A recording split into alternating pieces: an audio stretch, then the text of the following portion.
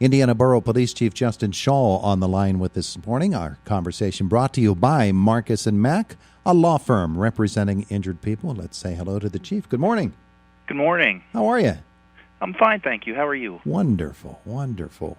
Hey, we see the Indiana Borough Police cruisers going by, and certainly they remain on the job. They are more than just essential. So let's talk a little bit about COVID-19 and how your police force is operating within the Indiana Borough. What's it been like? Have there been changes? Well, certainly. COVID-19 has changed society, has changed the police department as well. I wouldn't say in a way that would be significant at all to our public safety goals, but certainly there are things that we're doing that are trying to be respectful of social distancing, and obviously we're following good hygiene and the CDC recommendations that seem to be updated almost so frequently that it's difficult to keep track. But, we are all well, and we're fully staffed to still handle need. So I would say all in all, operations are very much business as usual as it could be in our COVID-19 environment. In terms of the resources available to police departments, not only yours but all police departments, have there been specific memos or podcasts or some sort of guidance from police organizations about how it is that you should approach this? Maybe even some ideas that hadn't been considered? Well, certainly. Guidance comes from many directions, and I would be very foolish not to seek resource and knowledge from every direction. And so there are some very useful things coming out from many organizations, the CDC, the Department of Health, the Pennsylvania Chiefs of Police Association, the International Association of Chiefs of Police, the Governor's Office. Internally, I mean, we are really connected. Emergency management, IRMC. You really don't. It's sometimes difficult to grasp how important information is from all these sources.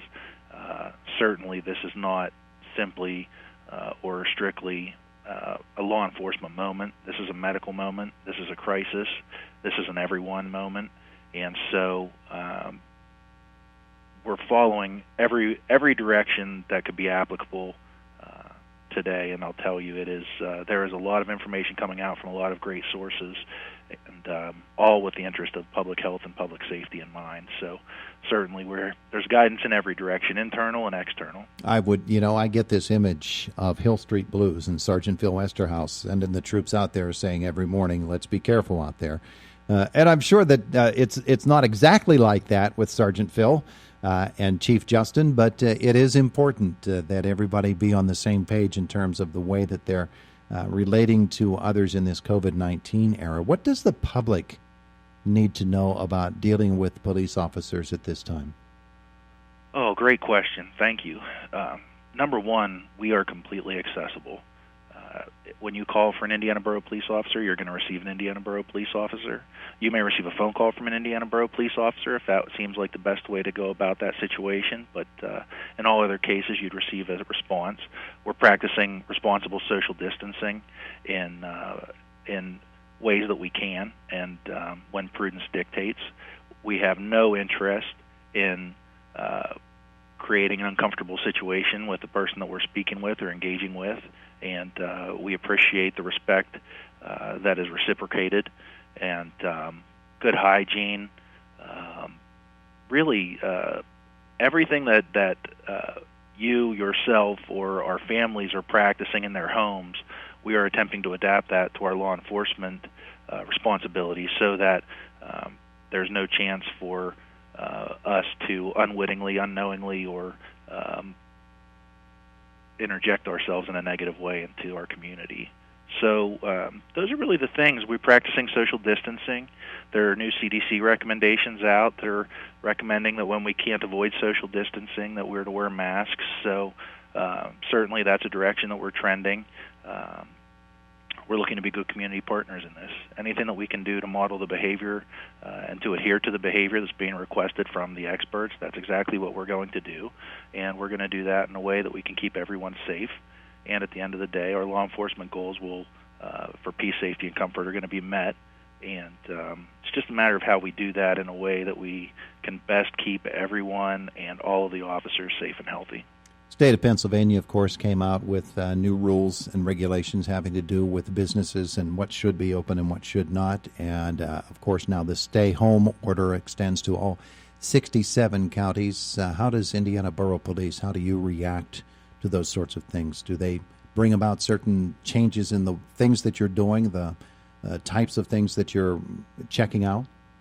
Well, certainly. The stay-at-home order, the non-essential business edict from the governor's office. I mean, these are things that we hadn't generally been experiencing. So, like our other partners in the state, and I believe nationally, our goal is education. Our goal in regards to businesses, our business security and business safety. We're certainly enhancing our abilities and efforts to check our local businesses and to be great business partners. We're trying to be very flexible when we can be. Although we really want everyone to be adhering to the governor's orders. And I would say that in Indiana Borough, our business partners have been incredible. We have had some great conversations with everyone. We're here to help everyone.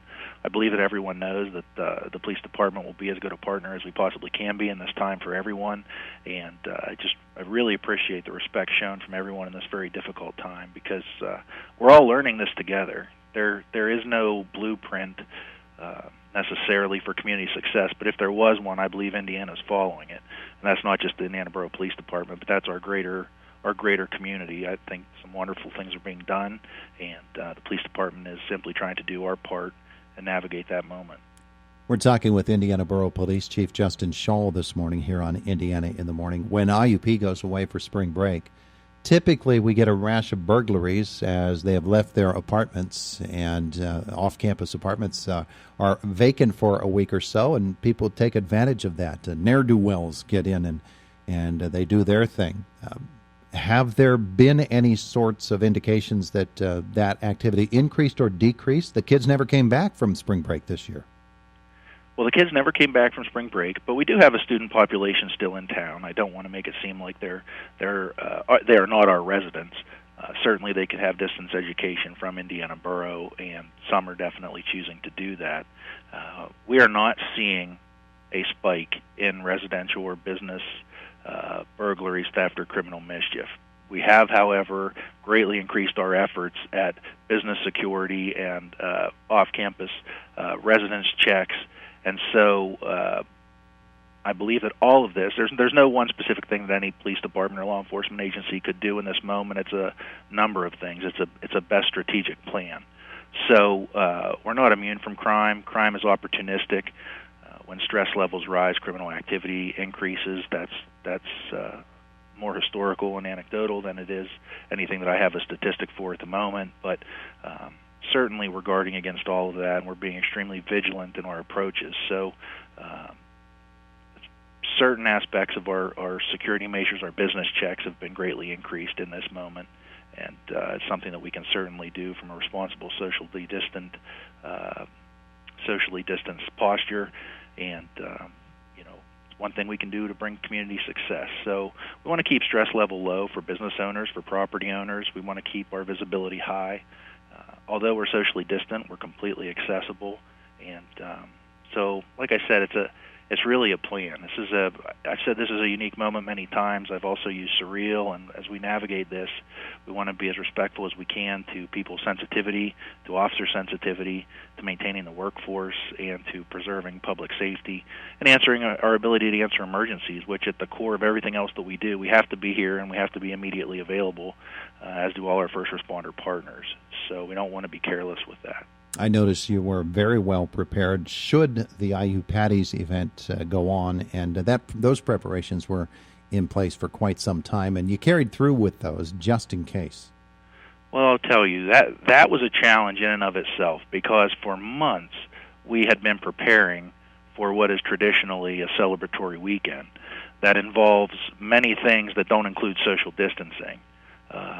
So, in very short order, we were focused with a different challenge and more of an emergency response to community health and order. And again, I would just echo that I appreciate the university community not returning in drove to engage in celebrations. I think everyone had a very tone-appropriate response, but our preparation needed to be what it was in the event that that weekend would have occurred as normal.